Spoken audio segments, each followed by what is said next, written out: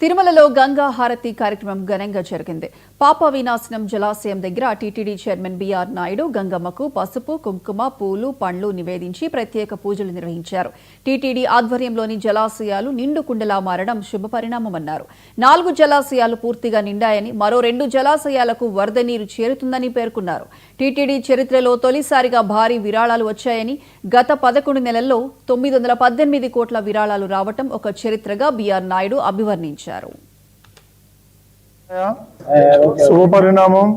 ఎందుకంటే మన టీటీడీ ఆధ్వర్యంలో ఏదైతే 4 డ్యాములు ఉన్నాయో అవన్నీ 2 డ్యాములు ఫుల్ అయిపోయి ఒక్కొక్క గేటు తెరవడం జరిగింది.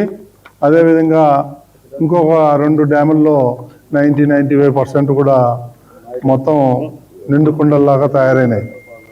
ఇవి మనకు తిరుమలకి కావలసినటువంటి నీరు ఏదైతే ఉందో రోజుకి 50 లక్షల గ్యాలన్లు కావాలి.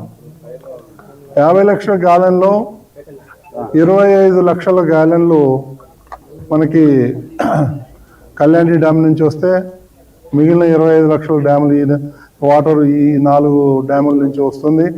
కాబట్టి రాబోయే 9 నుంచి 10 నెలల వరకు పుష్కలంగా నీరు లభించే అవకాశం ఉంది. అత్యధికంగా టీటీడీ పుట్టినప్పటి నుంచి ఇప్పటి వరకు నాకు తెలిసి మనకు 918 కోట్ల రూపాయలు ఏదైతే ఉందో అది డొనేషన్స్ వచ్చాయి.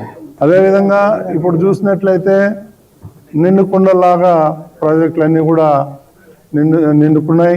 ఇవన్నీ కూడా మనకి రాబోయే కాలానికి శుభపరిమాణం అని చెప్పేసి